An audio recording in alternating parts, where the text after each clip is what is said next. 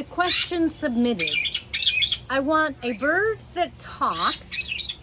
Had an Amazon, got an Amazon, returned it because the Amazon attacked me. Used to have a Nan Day, thinking about getting a parrotlet or a goffin. Wow, those are really different. Different continents, completely different families, completely different birds.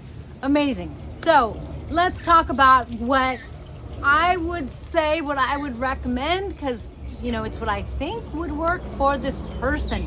Hey guys, I'm Kaylin, the author of The Parrot Bliss Bond, and my newer book, Get to Know African Gray and Cape Parrots. Plus, I'm trying to finish up my third picture book, which I'm very excited about. If you're used to hanging out, then you know that that's my golden Beatrix. You know that that is Tico. You know Beatrix, you know, he might learn a few words. He might learn to say a few words. He'll probably learn to say something like, bo, bo. And you can already hear Tico talking. And when Tico wants to talk, my Amazons, they're not perfectly understandable, but they're understandable. So, my mission is to help reduce the need for rescues. Let's get squawking. Parrots are, you know, they're difficult in the sense that they need someone to be with them all the time. In the wild, their flocks are 20 to like 20,000. They might have a really big flock. If you work, therefore, one of the most important things you can do is really heavily consider getting two, generally speaking, regardless of the species, but it is species specific. So that's the first thing that I would say this person needs to take into account, because they work. And a parrot that's by itself all night and then by itself all day while you're at work means that you might wind up with a parrot that's plucking and that's really needy, that's unhappy, and that plucking, that self-mutilation can get worse and worse and worse. It wouldn't be fun for the bird and it wouldn't be fun for you. So let's keep that in mind, because I think that is key. Now, this person used to have a Nan Day, so they're used to so squawky, laughing at me. Oh my goodness. They're used to having a parrot whose personality is a little more pronounced, because the larger the parrot, the more pronounced their personality. The second thing we want to keep in mind is that not all parrots talk, even the ones that are supposed to talk. Who are the biggest talkers? I say there's 4 categories: macaws, large cockatoos, Amazons, and African greys. There are other parrots that talk by all means.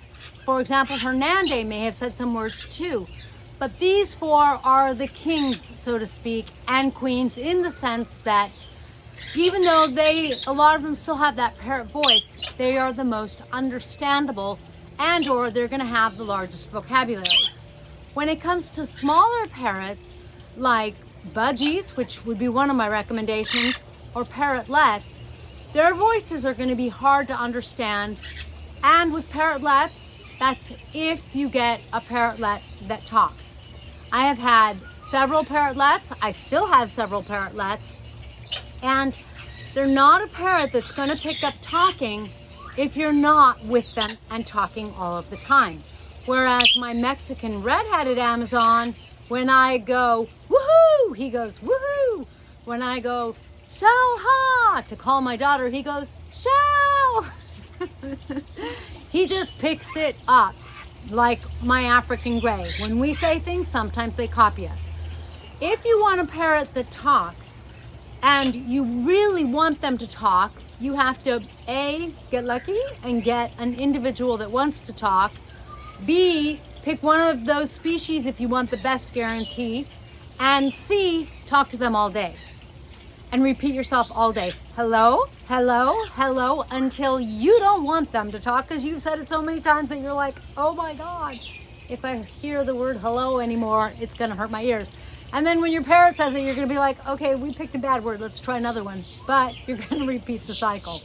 So I'm trying to say, I think talking is phenomenal. Ale talks.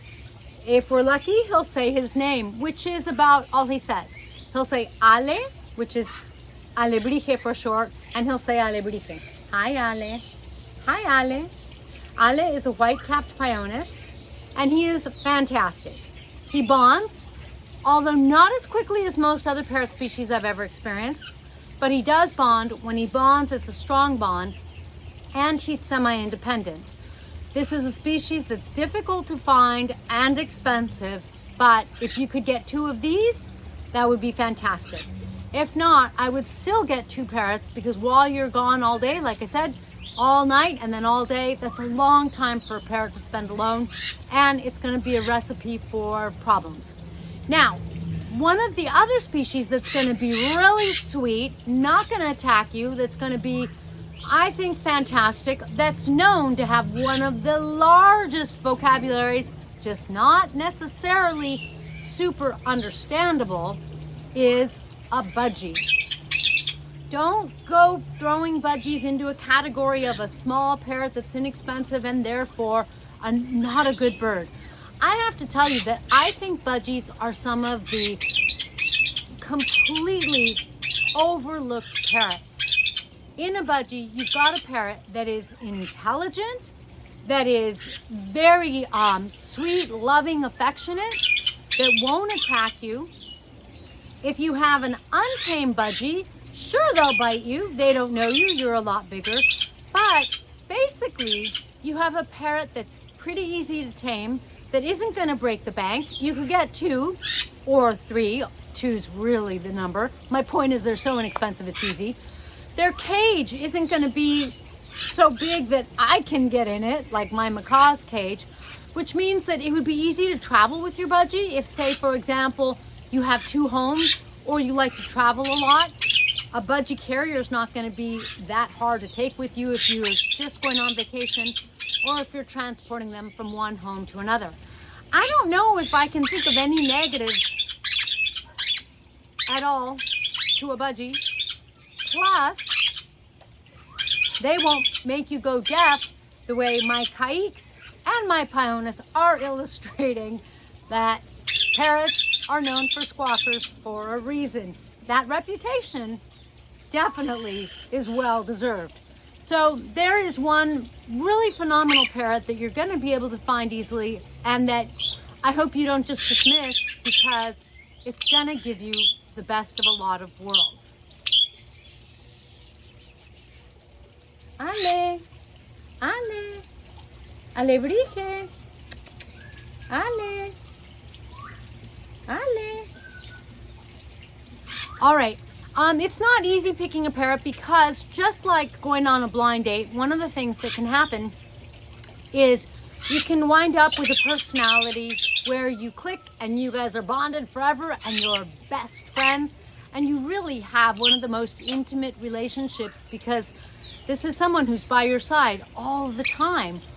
Or you bring them home and you find that you married an axe murderer kind of thing. I mean, not really, but you get my point. You don't know what they're going to be like. If you can go and get to know the parrot a little, spend a little time with them beforehand, that's ideal. My yellow-necked Amazon chose me, and she wouldn't hurt me for all of the millet in the world. So make sure you do your research. If you can, try to meet the parrot. Strongly consider a pair of budgies. I don't think you could, there's nothing. There's no way you're going to go wrong with a budgie. They're probably the exception to that rule. I've never heard of an evil budgie. There probably is one out there, but I've never heard of one. They're going to be a phenomenal parrot and very easy to live with, very easy to cart around, very easy. Just, I can't think of a better parrot actually for that kind of situation, and one that as you practice talking to them, hello, hello, hello, they will learn it. Probably not 100% guaranteed, because it does depend on each individual parrot, but I think your chances are much better than, for example, a parrotlet. Parrotlets are not known for talking.